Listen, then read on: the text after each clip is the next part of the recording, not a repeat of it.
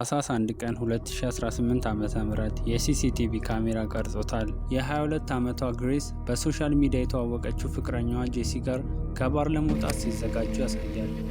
ከጥቂት ሰዓታት በፊት ተገናኝተው ነበር፣ ግን ቀድሞውኑ ወደ ቦታቸው ሊመለሱ ነው። ወደ ውጭ ሲወጡ ሁሉም ነገር በጥሩ ሁኔታ እየሄደ ነበር። ብዙም ሳይቆይ በአቅራቢያው ወደሚገኝ ወደ ጄሲ ሆቴል ሩም ሄዱ። ግሬስ በሕይወት ስትታይ ይህ የመጨረሻ ጊዜ እንደሆነ ማንም ሊጠብቅ አይችልም ነበር።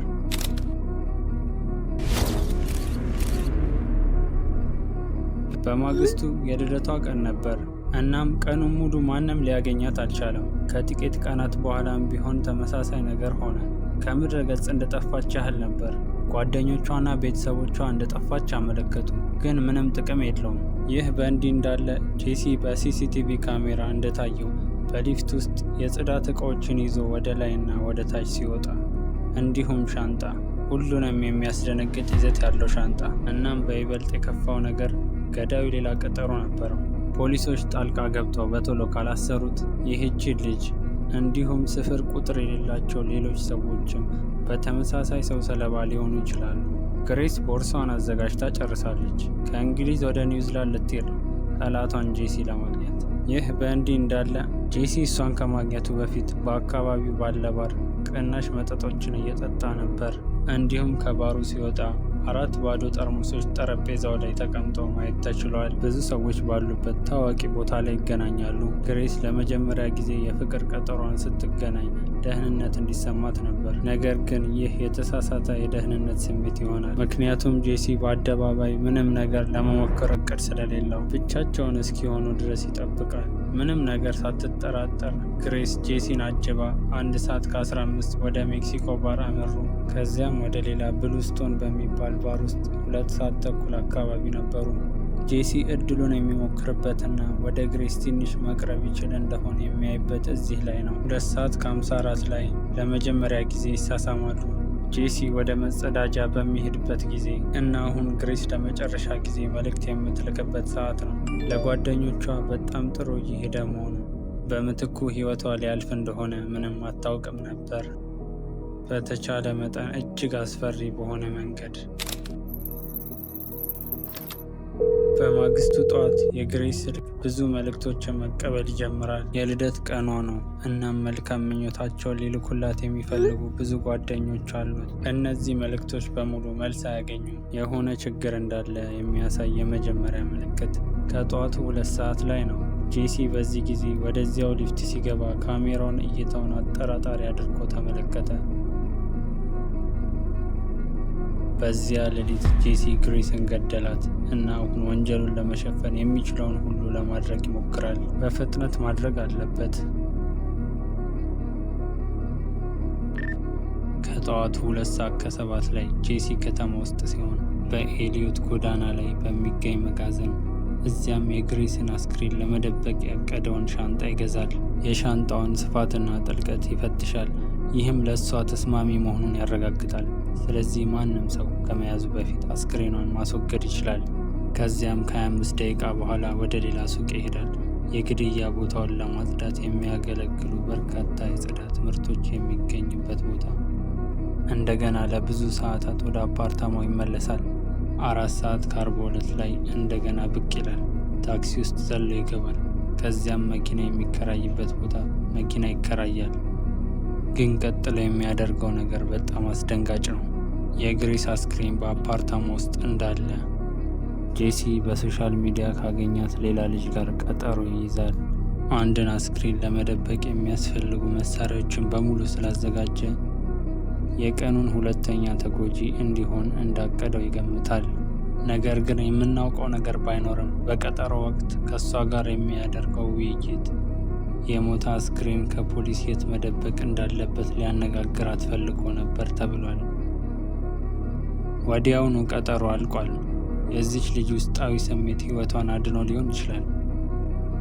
ስለ ራቀችው ሰው እውነቱን ስታውቅ ምን ያህል አስፈሪ እንደሆነ መገመት ይከብዳል።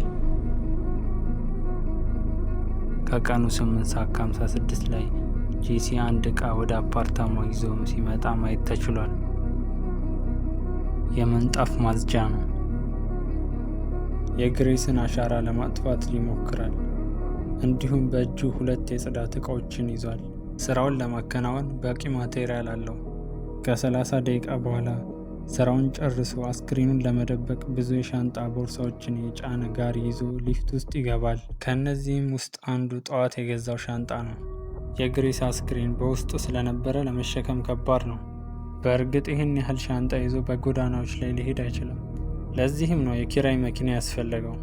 ከደቂቃዎች በኋላ ሁሉንም ሻንጣዎች መኪና ውስጥ ይጭናል። አስክሬኑን ማንም አያገኝም ብሎ ባሰበበት ቦታ በመደበቅ ይህንን ግድያ ለመሸፈን ሲል ቀጣዩን እርምጃ ለመውሰድ ተዘጋጅቷል። በማግስቱ ጠዋት 1 ሰዓት ላይ ጄሲ አካፋ ይገዛል።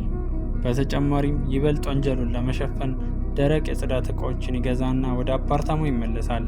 ግን በዚህ ብቻ አልጨረሰም። ጄሲ የኪራይ መኪናውን በደንብ ለማጠብ ወደ መኪና ማጠቢያ ይወስደዋል። የግሬስን አስክሬን የያዘ ሻንጣ ያስቀመጠበት የመኪና ኋላ ትኩረት ሰጥቶ አጠበ። ከዚያም ስራውን ጨረሰ። ለቀጣይ 2 ቀናት የግሬስ ቤተሰብና ጓደኞች ተጨንቀዋል። ማንም ስለሷ አልሰማም። በየትኛውም ማህበራዊ ሚዲያ ላይ ምንም አልለጠፈችም እና ከሁለቱም ስልኮቿ ውስጥ አንዱንም አትመልስም። ቤተሰቦቿ በዲሴምበር 5 እንደጠፋች ለኦክላንድ ፖሊስ ሪፖርት አደረጉ። የግሬስ አባት ወደ ኦክላንድ በመሄድ ለልጁ በሰላም እንድትመለስ ልባዊ ጥሪ ያቀርባል። ግሬስ ለ7 ቀናት ጠፍታለች እና እኛ እንደ ቤተሰብ በጣም ተጨንቀናል። ከግሬስ ጋር ሲነጋገር ወይም ሲገናኝ ያየ ማንኛውም ሰው ለምርመራ ክፍሉ ማሳወቅ ይችላል በማለት አባቷ ይናገራሉ። በወቅቱ ብዙ ሚዲያ ሽፋን ስለነበረው ጄሲ የአባቷና የቤተሰቧን ልመና ሳይመለከት አልቀረም። ሆኖም መልስ የለም። ነገር ግን የኦክላንድ ፖሊስ የግሬስን የመጨረሻ እንቅስቃሴ ለመከታተል እና በመጥፋቷ ውስጥ ዋና ተጠርጣሪዎችን ለማግኘት የተለያየ ዘዴዎችን ሊጠቀሙ ነው። ከአንድ ሚስጥራዊ ሰው ጋር ቀጠሮ እንደነበረች ማወቅ ቻሉ።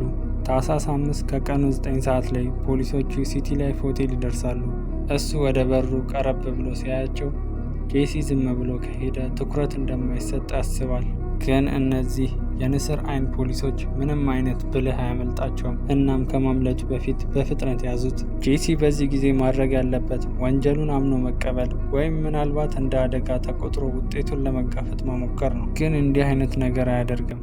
እንደውም ለመዋሸትና ለመውጣት አቅዷል። ሆኖም ፖሊሶቹ የግድያው ምሽት ጀምሮ እያንዳንዱን እንቅስቃሴ እንዳዩ ሙሉ በሙሉ አያውቅም እና በተቻለ መጠን ብዙ ማስረጃ አላቸው።